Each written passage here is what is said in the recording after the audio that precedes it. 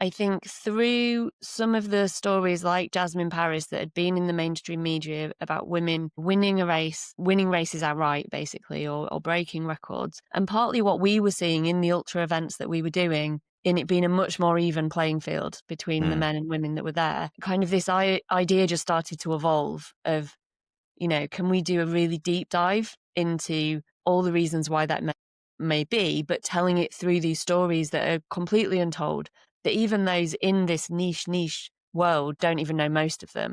There was Lynn Cox, who was the swimmer who sort of in the 70s and 80s was a real pioneer in open water swimming. She's American. I hadn't heard her story, and she was doing world first. She was swimming in places people had never swum before, in temperatures people didn't think it was possible to swim in, breaking boundaries. And yet kind of all the time there was this like underlying sexism in all the reporting, and that she was kind of just lucky in some way, or even like not really getting reported on at all and not kind of really been taken very seriously. She was just obviously an incredible athlete, and also just happens to be like the nicest person on the planet. She was absolutely lovely to interview. Even to this day, I think she's in her early 60s, and when we interviewed her, she'd like literally just walked out of the sea because she'd been for a sea swim just before our interview, and she like still had wet hair. So she's almost like a mermaid. She's just like always in the sea.